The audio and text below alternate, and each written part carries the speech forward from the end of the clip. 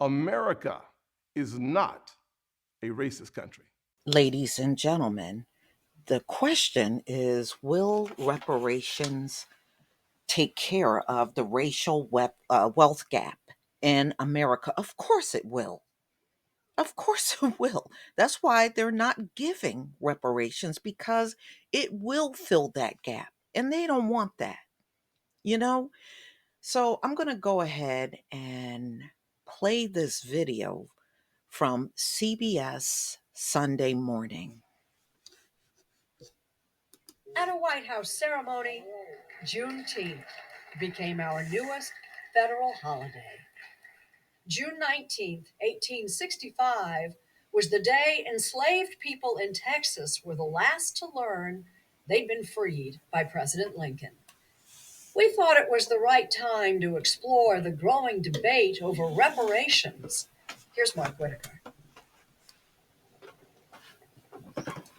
The Stagville Plantation was once one of the largest plantations in North Carolina, 30,000 acres, with more than 900 enslaved people working the land. When you come to a place like this and you know that you have your own family, your own ancestors who lived under these conditions, what do you think? I don't know that you're ever prepared for it fully. Walking into the slave quarters can be an emotional experience. Oh, I'm getting ready to cry now.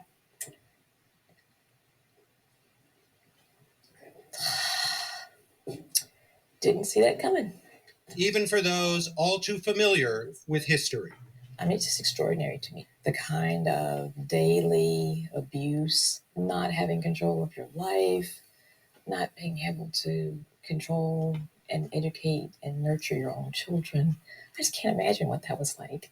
So these are the people who initially were, owned by the Richard Benahan family. A. Kirsten Mullen is a folklorist and arts consultant. Her husband, William Darity, is an economics professor at Duke University. They say when President Lincoln issued the Emancipation Proclamation in 1863, ending slavery, those newly freed were left with nothing.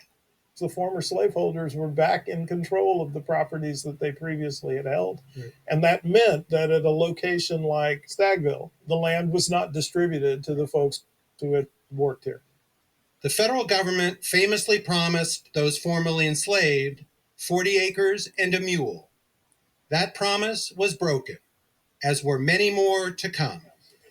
Mullen and Darity have become leading voices for the argument that, to this day, this country owes a debt to Black Americans, reparations.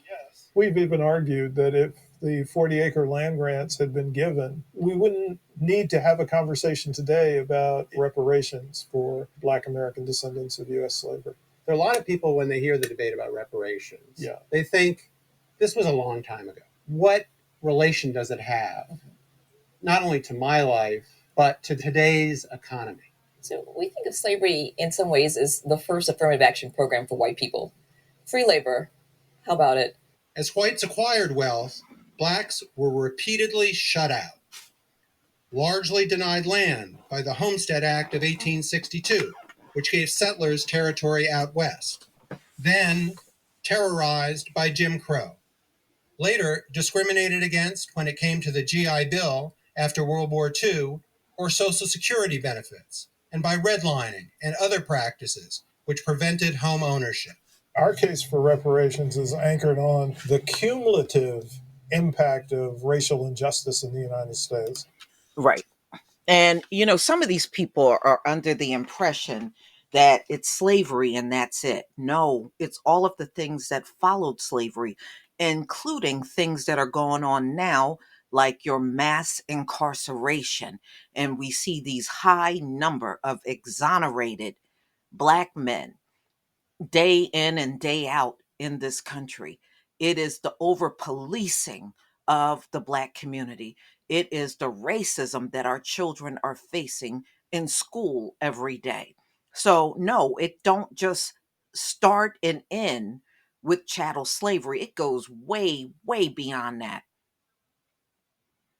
So for you to think, oh, well, you weren't a slave, you don't have to be a slave. all of the things that happened to Black people after slavery. And in my opinion, if you're not going to treat us right, and you already determined you're not going to do any better than you always already have for the Black community, which is a bunch of nothing, then why are you taking our tax dollars? Give us our tax dollars back. If we can't get the same policing that white neighborhoods are getting, then you're not entitled to that money. Give back all of that taxpayer money that you've given us.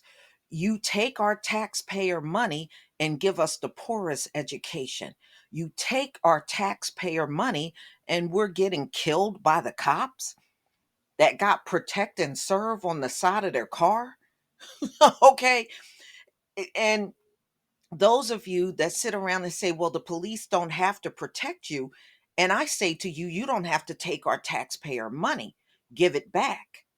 Since you're not going to be fair, and all the advantages are going to the white communities, then give us our taxpayer money back. Give it back. You didn't earn it. You stole it at this point. You didn't earn a thing. So, ladies and gentlemen, the wealth gap is there. And in America, it's going to be a permanent wealth gap because we know these folks are always plotting and making sure that we are always last. Just know that this situation with the Black community has been highly manipulated to be this way. This is not a natural phenomena that's going on with us.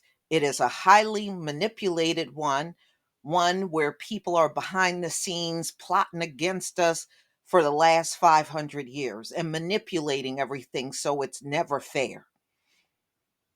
So when they try to talk to you as if you're causing this, it's the biggest lie they can sit around and tell. I guess Jim Crow was a natural phenomena, huh? And the black codes and the slave codes, that was and how about mass incarceration? That's a natural phenomenon. No, it isn't. That's why you got your police departments predominantly white, even in Black areas. No, it's not a natural phenomena. It's a very manipulate. You have manipulated everything this entire time. you know Maybe some are fooled, yeah, because you do have many in our community talking about Black people and crime. They go right along with you instead of looking at the whole legacy of everything that has happened.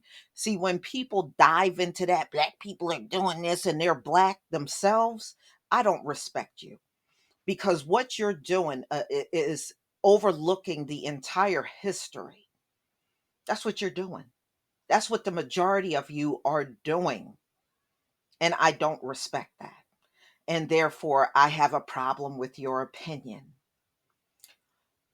So, ladies and gentlemen, please tell me what you think. The wealth gap is not going anywhere, you know, and there's plenty of manipulation that will continue to go on. And plus, the politicians don't support the Black community. It doesn't matter if it's Democrat or Republican. The only time they seem to want to address the Black community is to tell you what they're not going to do for you and to ask you to vote for them. Just think about that.